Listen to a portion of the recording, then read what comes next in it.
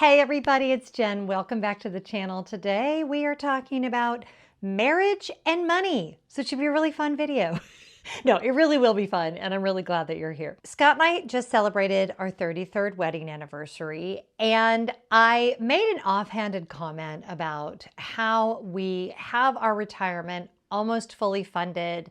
We're on track to pay off our house, and I got so many questions about it. I had a great discussion with my patrons. I'm going to get to some of their questions at the end of this video, but I wanted to start out just kind of going over three big things that we have found to be super important in regards to not just marriage and being healthy financially, but actually how money has impacted our entire relationship. Okay, so when we started, we kind of need to start here. Scott and I had nothing. We had a $1,000 CD that we used for our honeymoon. Neither of us were making very much money. We could barely afford rent. We do not come from generational wealth. We were not born with silver spoons in our mouths. So we really had to forge a path for ourselves. And over the last 33 years, we have experienced long periods of job loss, a couple of recessions, a global pandemic, 9/11, health issues with ourselves, health issues with our kids that have cost tens of thousands of dollars. We've had a lot of financial difficulties, and we've come out with a very good respect and understanding of each other. We are very different people when it comes to spending and saving. So that's required a lot of negotiation. And I kind of thought it was important to talk about the big things we've learned, most of which we learned, by the way, in the office of our marriage counselor. So I don't want it to seem like we came into this knowing all of these things. We've grown and evolved and learned a ton. In fact, we used to fight over money quite a bit, and now I can say honestly that we rarely ever even have disagreements about money. And I think the three things I'm going to share with you are a big reason why. So let's dive right in, shall we? Because I could talk about this all day and you don't have all day. So the number one thing for a healthy marriage in terms of finances is negotiate the terms of your financial relationship before you ever get married. And I realize this seems really obvious, but for 10 years, I served as a pastor. I did premarital counseling with couples. I did lots of marriage counseling with couples. I was always shocked at how many of them had never had the conversation about money. I once sat with a young couple where she revealed during our meeting that she actually had tens of thousands of dollars of debt that he knew nothing about. They still got married, but that was a little precarious. You need to have full transparency and conversations about money and distribution of responsibilities with money before you ever say I do, and probably before you're ever even engaged. Very sadly, disputes about money is frequently listed as the number 3 reason for divorce. So this is a big deal. People owe it to one another to be on the same page with finances. Are you going to handle finances jointly? Are you going to handle them separately? How are you going to negotiate who does the day-to-day work of the finances, paying the bills and all of that? So there's a lot. There's a lot to talk about, and it needs to be done before you ever get married. But then it needs to be an ongoing discussion. So Scott and I definitely had those conversations before we were married. Financial health was always really important to both of us. But we have continued to have those conversations throughout the 3 decades of our marriage. We now have those conversations pretty much daily as we're negotiating what it looks like as we head closer to retirement.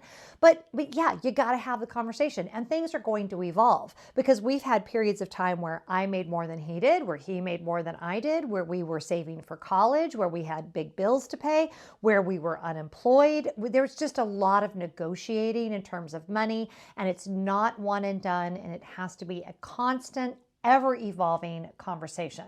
So negotiate the terms of your financial relationship before you get married, and then continue to negotiate as the years go by, as your marriage and your circumstances evolve. All right, the number 2 thing, and we've done this wrong, and we've learned how horrifically detrimental it is to our relationship and to our finances, and that is don't weaponize money. I get really salty about this, especially when I see online, whether it be TikTok or Instagram, the women who will go to Target for groceries and then brag about how they spent $200 on all these other things, but their husband will never know. That is using money as a weapon. If you get angry with your spouse and you know that they don't like it when you spend money and you go out and spend money when you're mad at them, that is weaponizing money. When you are the one responsible for the finances and you withhold information from your partner, and that puts you in the power seat when your partner did not give you that responsibility, that is weaponizing money. There are lots of ways that we weaponize money, and it can actually be extremely abusive at its worst.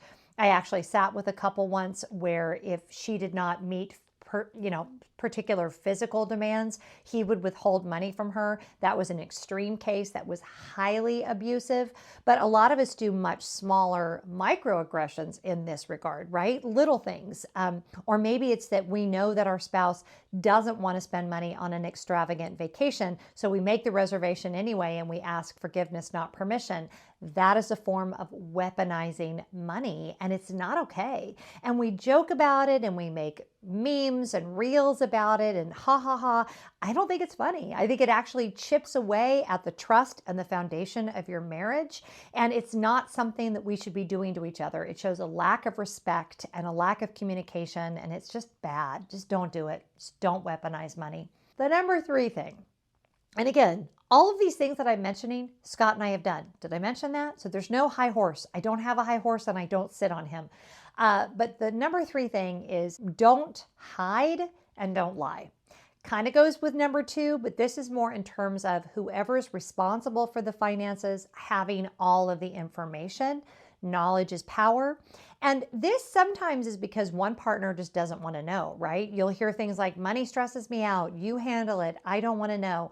But it's super dangerous. You need to be a grown-up when it comes to your finances. You need to know what's going on. And then secondly, you need to not lie or hide about what you're doing with the finances. Going back to don't shop and don't tell them, don't spend money and not talk about it. It is totally acceptable to have a certain amount of money that each other can spend without communicating with the other person. Scott and I have that dollar amount. It was $50 when we first started out, and then it's gone up over the years. I don't know, for you, maybe that number is really high. Maybe you're in a great financial position and that number is like $5,000. But there needs to be communication if you're gonna have joint finances, and you can't lie to the other person.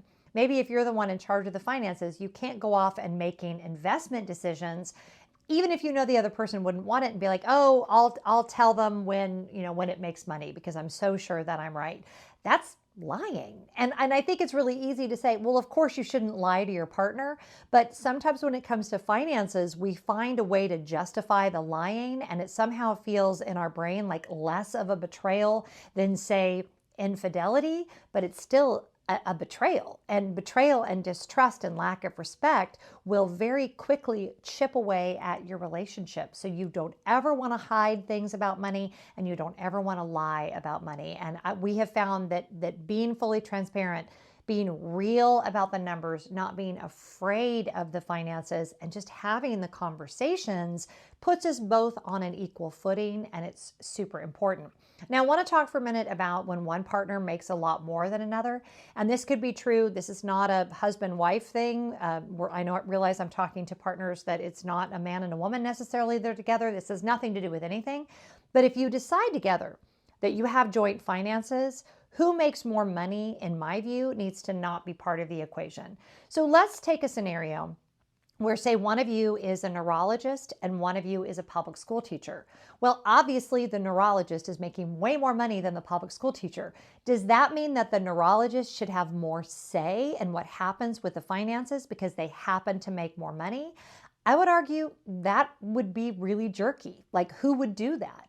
And yet, sometimes I talk to people who maybe the husband makes a lot more or the wife makes a lot more, and they feel like they don't have the right to make equal decisions because they don't make as much money. Or the other side is true. The person who makes more money feels they should have more power to make decisions. I think if you've negotiated, as Scott and I did, that this is an equal partnership, that ceases to matter. There is a bucket that is, this is our money, and we both get equal say. We are both equal partners in what happens. Now, in most states, it's actually true literally as well, right? If you have a joint account, if you share a house, it's not like anyone cares who made more money to buy that house. Both of your names are on that mortgage. You need to make those decisions together. These are legal decisions. These are financial decisions. And who makes more or less, to me, just needs to not enter into the equation. And that is something for you to work out individually. But I feel that if both partners are working really hard in whatever that may be, and I'm making a huge assumption there that you're both working hard to make a better life for yourselves, then those decisions need to be made jointly. Okay, let's go to some questions. My patrons asked amazing questions. They are really the best people. So if you want to join us over there, you absolutely should join us over there. Carissa asked, and I thought this was a really good question, a lot of relationships have one saver and one spender. If your relationship has had that, what was an effective way for the saver to effectively communicate finances to the spender in a way that was not accusatory but helped them understand? Now, this actually put us in our counselor's office. And she really helped us work through this. It was a fight that we had had over and over and over again. In our relationship, it was he wanted to prioritize retirement over spending money on things like family vacations. And to me, family vacations were super important. That time away, they didn't need to be luxurious vacations, but at least, with 5 people, any vacation is going to cost some money, and prioritizing that was of high value to me. And we had this constant frustration. So she had us both write down, what is your highest value in terms of money? And I said quality time together, and he said retirement. And so we had the conversation. And I was able to hear from him the fear that he had around not having enough money for retirement. He was able to hear from me why I felt like our family vacations were so important, and we were able to compromise. And she said something that I will never forget, and that is that you don't get to decide what the other person's highest value is when it comes to money. And it's actually true about anything, but you need to respect each other's highest value. So what that has meant over the years is we have spent a little bit more on vacations than Scott would have liked. We have put a little bit more into retirement than maybe I always would have liked, but we both appreciate each other's values. And I can say now, I'm so grateful that he pushed for the retirement piece. And he just told me the other day, we were looking at some old vacation pictures, how grateful he is that I kind of pushed him to spend more money on family vacations, because we are very close to our sons. And I do think, because we were so busy when they were growing up, that a lot of that was because we prioritized those vacations. So it really has to do with not looking at saving as somehow virtuous and spending as somehow frivolous. I think that's a huge mistake. You have to look at what each other values, and you don't have to agree with what they value, but you do have to respect it, and you have to figure out a way to compromise within your marriage based on those values. Lisa asked, how did you get on the same page with money goals? I would say for us, again, a lot of it really didn't get fully resolved until we met with a counselor. But one of the big things is really know your numbers. And that can happen with a good financial advisor.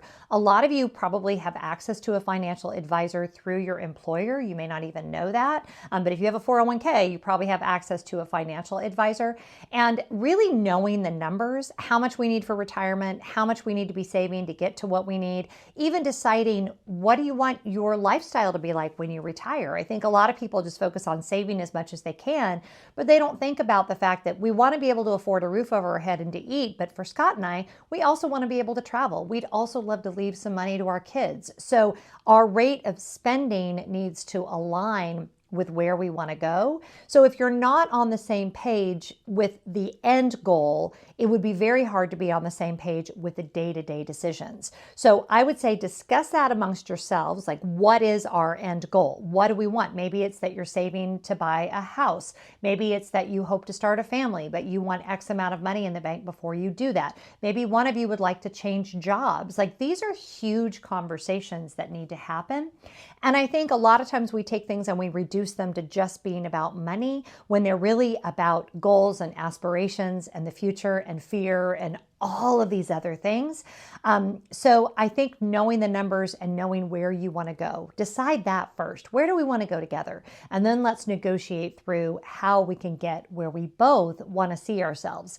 And there is no other area where that's more important to talk about than money. Even though you're like, I don't want to look at that because it makes me afraid, I can tell you right now, the fear of the unknown is much greater than whatever it is you're actually looking at. And I've said this before in another video, but the best day to start saving for retirement was your first day of work. And the second best day to start saving for retirement is today.